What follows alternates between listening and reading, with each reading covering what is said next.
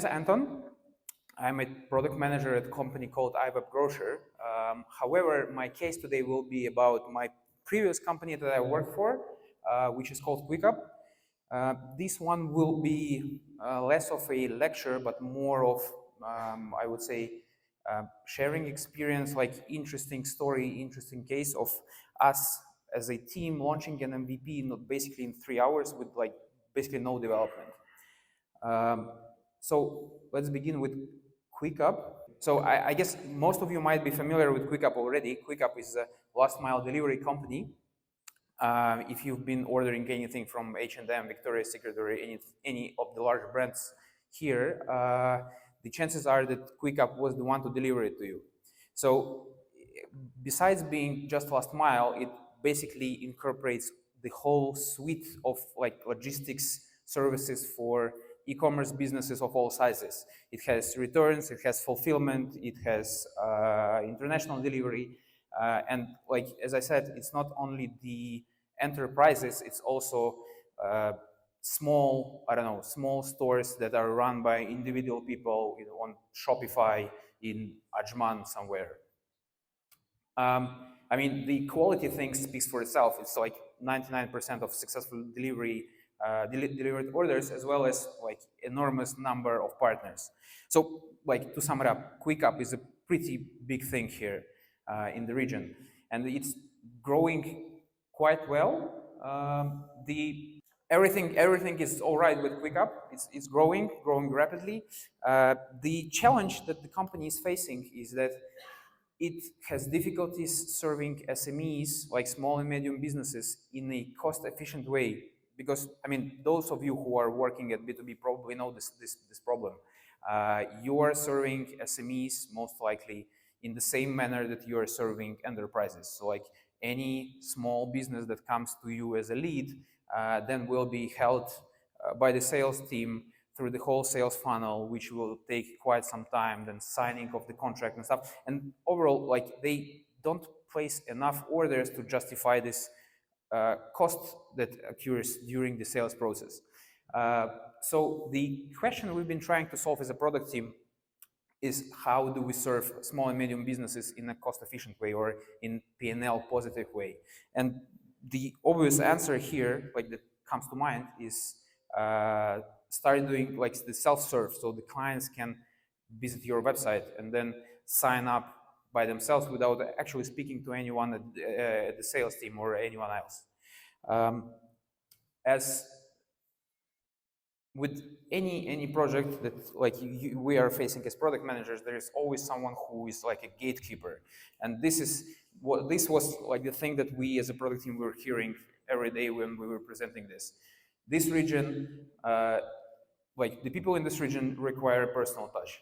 Literally everyone from the sales team, meaning that like nobody will be using self-sign-up because people here are used to being cuddled and like kissed and walked through the process with someone, ideally with like personal meetings, no video calls and stuff like that. So the hypothesis for the MVP in our case was if self-sign-up will be able to serve small and medium businesses in a cost-efficient way, so we will be getting more money in return than we spent on them, as well as the reasonable ROI. By reasonable ROI here, I mean ROI within a reasonable time frame, so like that the lead pays back not in let's say in 2 years, but in like lesser time of, I don't know, 4 or 6 months. And the metrics we've been tracking is obviously the break-even time, the acquisition, which is basically conversion in our case. There is a star next to acquisition, which means we are doing like less non-business registrations. That was a problem that I will talk about later. Activation. By activation here we mean a client that signed up and placed at least one order. Retention and orders by day. Orders by day is like a industry standard of measuring the business health, and it was measured overall for the whole self-sign-up as well as for the individual clients separately. We also added Segment. Segment is a tool that collects the events from data, and like this information was pushed from QuickUp to Segment, and some information was enriching the existing accounts on Salesforce, which allowed us to build certain automations. Like for instance, since Salesforce was receiving data, if there was an order placed by client, Salesforce knew if the client is active already or not.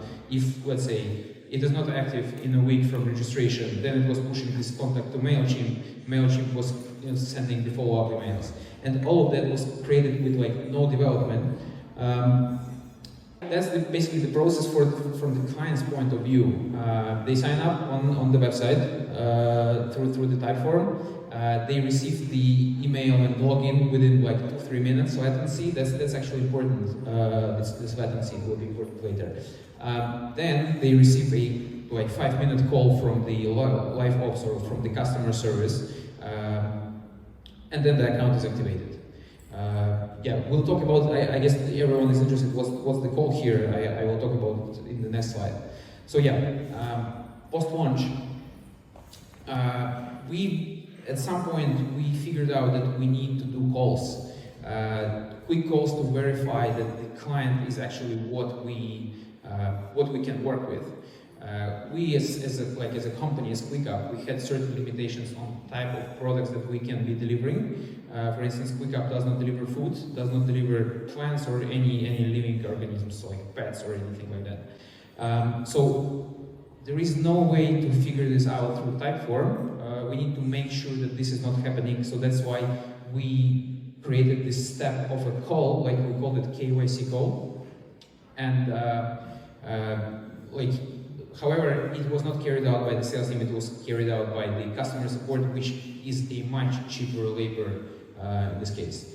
So post-launch, we as a product team, we actually were serving as the customer support, and we were the one to call and activate clients and figure out, use it as a base for an interview, figure out if we're doing well or not. In addition to that, we've been, doing all sorts of fine-tunings of the process.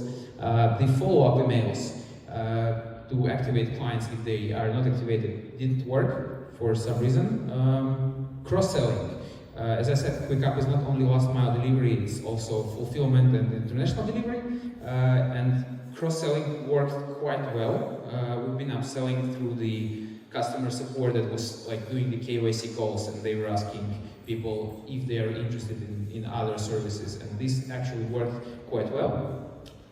We were obviously tracking the metrics, and we were playing around with marketing to make the most out of the budget that we have.